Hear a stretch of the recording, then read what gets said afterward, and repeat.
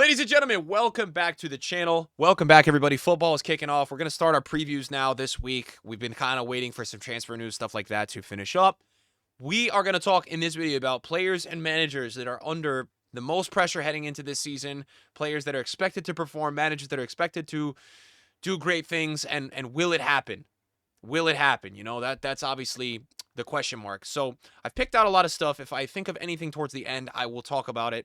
I'm not going to get to everything in this video. I've got some players, some managers that come to my mind initially, and I want to give you guys the viewpoints of all of it. So we're not starting off. We're not going in any order. The first player, it's Florian Wirtz, okay? This man, I think for all add-ons included, just got signed by Liverpool for about 150 mil. Now, Liverpool, you could say, have a lot of players under a lot of pressure. The way I look at it, Gyökeres went for a pretty fair price in the striker market and obviously has a lot of potential as well. You know, Wirtz has a lot of potential, but guys, Wirtz just came from a team that a previous season ago went 52, 53, something like that, games unbeaten and lost in the Europa League final. He's a part of an extremely winning culture team at that Leverkusen side, and he is an excellent player, all right? But he's going to be now welcomed into the Prem. Okay, and will his talent, his ability, which is absolutely incredible, by the way, a technical god this guy is, okay? He's one of those players, you watch him in training, you watch him in the games, and you're like, dude, this guy's close dribbling ability. Watch a Germany game when Musiala and Wirtz play together. You're like, wow. So look, he should be able to adapt into any league, any style, any physicality, really anything. But when you have a price tag of 150 mil, there is more that comes with it. And all of you know watching at home when you're playing, when you're performing at work, whatever you're doing, it's best to be under no pressure, no stress. So will the stress, will the pressure get to him? I don't think so. I think Liverpool will be phenomenal this year. Will it be like that one year where Chelsea signed everybody the year after they won and they didn't win the league? I don't know. All I can tell you is the Premier League is hyper competitive. You know, is it going to be looked at in the eyes of Liverpool as a failure if they don't win the league with who they've signed? Coming off winning the league last year? Absolutely. Is it a possibility they won't? Yeah, it is. There's a lot of really good teams in the Premier League this season. It's not going to be as Mickey Mouse, I feel like, as last season. They did deserve to win last season. But Florian Wirtz, for me, guys, under a lot of pressure, has to perform, has been brought in to ultimately bring a creative style that's going to help alleviate some of the pressure off Salah. And, you know, he's going to be the guy that they're counting on. Can he connect the dots with Gyökeres? You know, and really get him going because they've spent a lot of money on that guy as well. So let's see. I think he's one of the players definitely under pressure this season. He's coming off a 16-goal, 14-assist season last year, 45 matches. He would be the first player that comes to my mind. Okay, second manager, so second person here, manager, it's Xabi Alonso. Guys, Xabi Alonso, for me, out of all of the managers in the world, I think he's top 2, top 3 managers going under the most pressure heading into this season, okay? He's taking over a Real Madrid team where at a time where, I'm going to be honest, guys, I don't really think they've been performing well. I don't think that's any mystery to any of you watching this channel. You know, I talk to Madrid fans a lot, whether it's in my streams or videos, and like there's some Madrid fans that are very honest. And then there's some that it's not even just Madrid fans. It's football fans in general that blindly, obsessively defend their club. And, you know, it's just they don't see through the truth. The football that Madrid played last season was not good. It doesn't take a football analyst or someone crazy to tell you that. I think he's under a lot of pressure because he's going to Real Madrid and he's going to bring in an entire new system. Okay? And I'll tell you this. Madrid, from when I have watched them in big matches against big teams, they've been absolutely cooked. Last season, when they played teams that were really good, they didn't perform well, in my opinion. It's just the way that I see it. Now, there are exceptions, but I don't think Man City was really good last season. They just didn't perform well against teams that were great. You look at even the Club World Cup, which teams took seriously. Dude, they got cooked by PSG. PSG didn't even try in the second half. It was that bad. So, you know, it's even where, like, you watch that game versus Dortmund in the Club World Cup, and it almost slipped away at the end.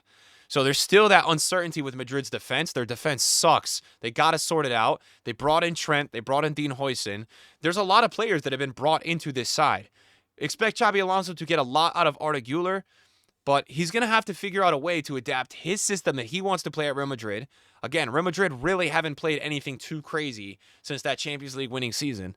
And he's going to have to bring that and get all these players accustomed to it. You know, I don't think Ancelotti ever figured out that Mbappé, Vini duo, So a lot to prove this season for Xabi Alonso. And obviously, when you go to a club like Real Madrid, the expectations are to the moon. To the moon. They couldn't be any higher. So Xabi Alonso, for me, is, having to be mentioned in this video because this Barcelona team is no joke. Whether you think I glazed them, whether you think I gassed them up too much, it doesn't take, it takes an unbiased football fan to just tell you. I'm telling you they're insane, right? Hansi Flick made a signing or two, got most of the team healthy. Yamal is only going to get better.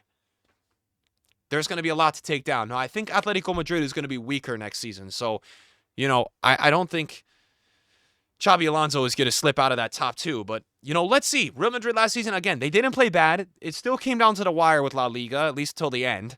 But that's where I'm worried about them. And Xabi Alonso is going to have to get this figured out with this mentality that when they do play teams that are better than them or really good, can they stay in the game? Because so far, really, in the last year, it's been a blowout. It's been very unlike Real Madrid. So Xabi Alonso under a lot of pressure. And that brings me to the other Madrid player I want to talk about, Vinny Jr. All right, Vinny Jr., 25 years old.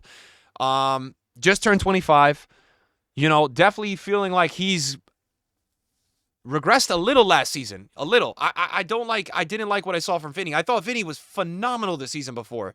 Phenomenal. And he's a player that nobody really gave a chance 5 seasons ago and turned into an incredible wide player. But last season, I really watched him struggle a lot. He looked out of sync, out of cohesion. The same passes he was slotting to Benzema were all off. He couldn't connect a lot of passes. If you watched, Vinny had 22 goals last season in 58 games, which by anyone's standards, guys, it's incredible. So before you get me with the take saying, wow, he's just jumping on the bandwagon about Vinny, no. I watched Vinny for like 4 or 5 years now. Vinny was significantly worse, take the stats outside, than he was the season before and the season before that. He was way better those 2 seasons than last season. So it wasn't a good season for him.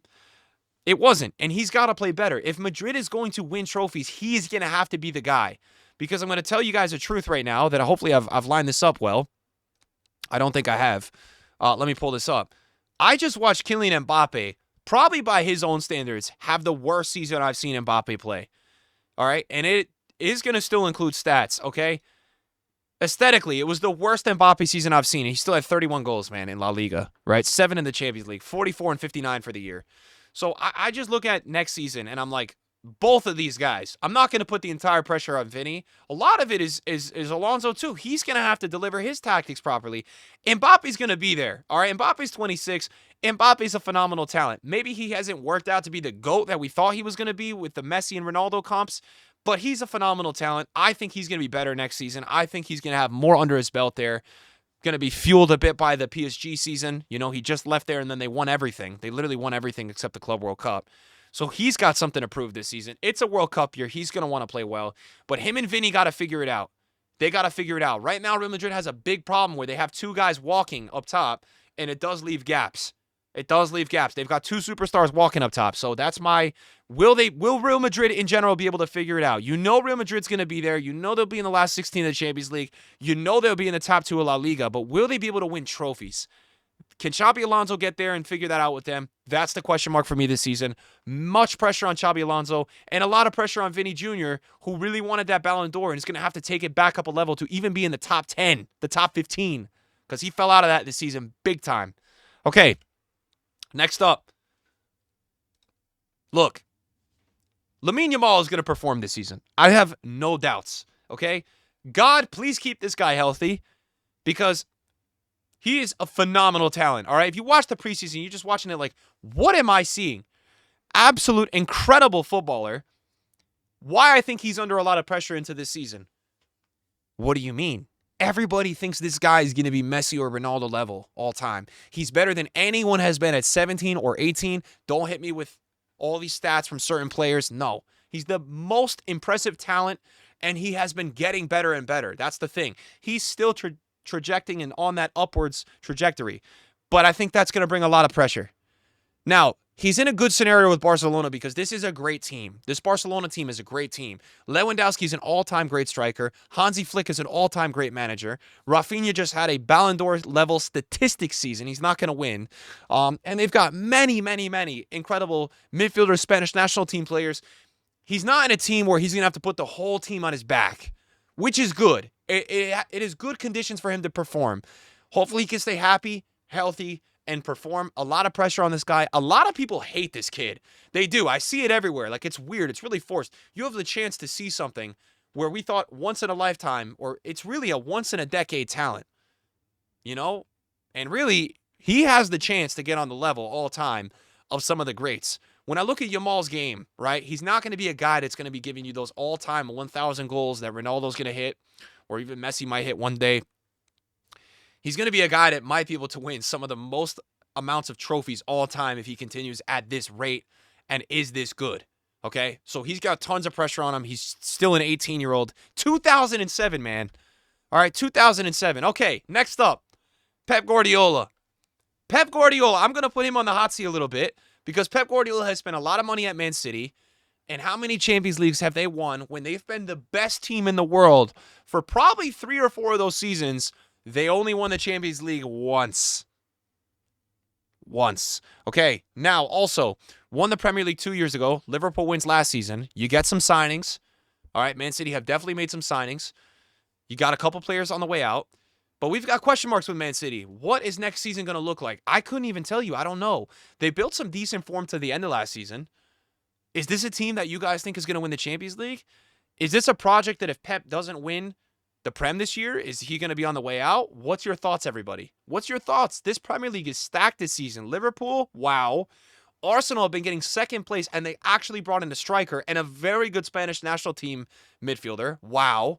Chelsea look like they could beat anybody. They look like prime Chelsea again. That's how Chelsea gets wins. Man, they look crazy. So, Man City's got their work cut out for them. Is it top 4? What is it? Pep Guardiola, I think he's got pressure. Al Hilal sends them out of the FIFA Club World Cup. Arteta. Out of all the managers I watch in football, and this is not a slate out Arsenal, he is the one with the most amounts of excuses. He has an excuse for everything. He sounds like me when I lose a FIFA game. This guy has got a lot to say. He has spent a lot of money now, okay?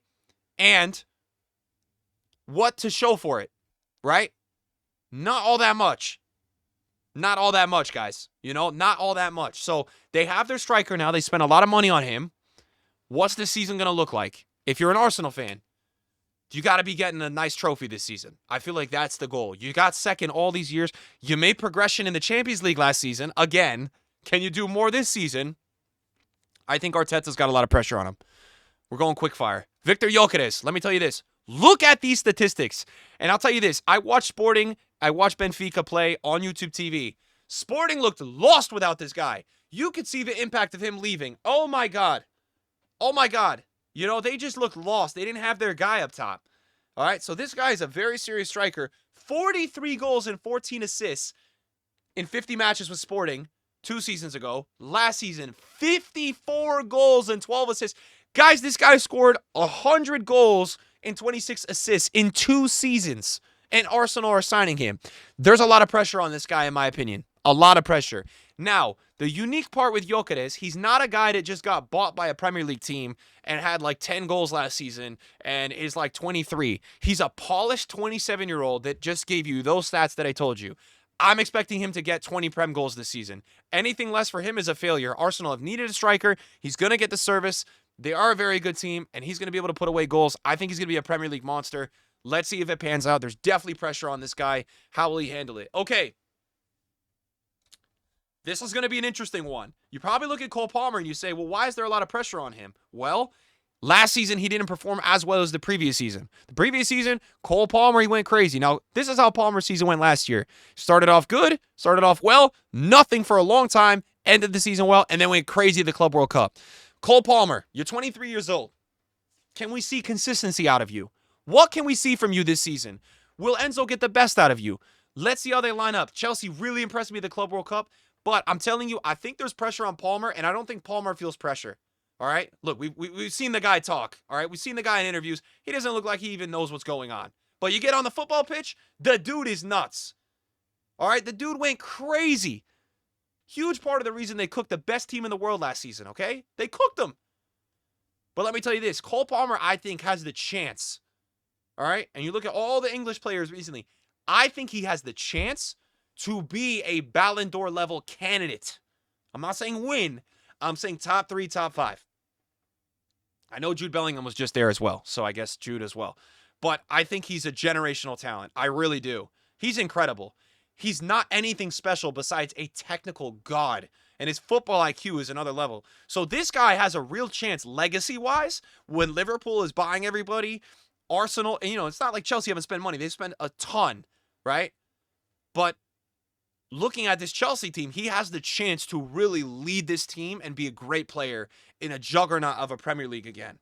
It will be so impressive if Chelsea win the league and he puts up, last season he has 18 and 13. He puts up like 20 to 25 and 20. It will be beyond impressive. So let's see what Cole Palmer's got this season. I'm very excited to see this. Huge part of, a lot of getting subbed in for England in a lot of these tournaments and starting to do well. We'll see what he can do for them at the World Cup. But, man, really, I think has the chance to be in that top 3, top 5 with the Ballon d'Or. Let's see how he progresses. I didn't want to include this one because, United to me at this point, it's tough for me to take them super seriously, and it's no disrespect. They've just completely dropped off in terms of relevance of a football club. They still get tons of views, but it's not the same United. We all know that. We can look at the squad and see it. But I think Amorim this season is under a lot of pressure because I think he's not going to have the cop-out that he had last season. He's got a full preseason. He's got a bit of a transfer window. He's got more attackers. People look at United and is like, oh, Højlund's under the most pressure. I don't think so. They just brought in 2 other attackers. They might be bringing in a third, still linked with Šeško. So I look at it and I'm like, no, it's Amorim. Again, another guy like Xavi bringing in a system. So let's see what Amorim can do with United. I think he's under a bit of pressure. Phil Foden. Look at the bottom right of the screen, okay? Look at the bottom right. You have a 27-goal, 12-assist season, and it's just Phil Foden as well, a guy that's an incredible dribbler, tremendous football IQ, and just benefited so much from this Pep system. And then you go last season to 50 games, 13 goals, 6 assists, in and out of the rotation. You got a lot to prove, my friend. You are a 2000, you're 25 years old, and Man City needs you. They have kept you. You had 7 Prem goals in 28 matches last year. You regressed. There's pressure on you, my friend. You're still 25. Everybody's acting like, oh, Foden's older, like he's not as good. No, dude. This guy still should be entering his prime. So this is an important season for Phil Foden because will he continue to go down and did he already peak or is he going to go back up and it was just that one season? You feel what I'm saying? And could be a huge part of Man City doing very well. De Bruyne on the way out. Let's see what happens. Guys, that's my video today. I don't want to make it too long. Let me know your thoughts. Obviously, not everybody's going to be included. This is just the players on the top of my head and managers that I think are under the most pressure. I'm so excited for the football. Thanks for watching. Peace.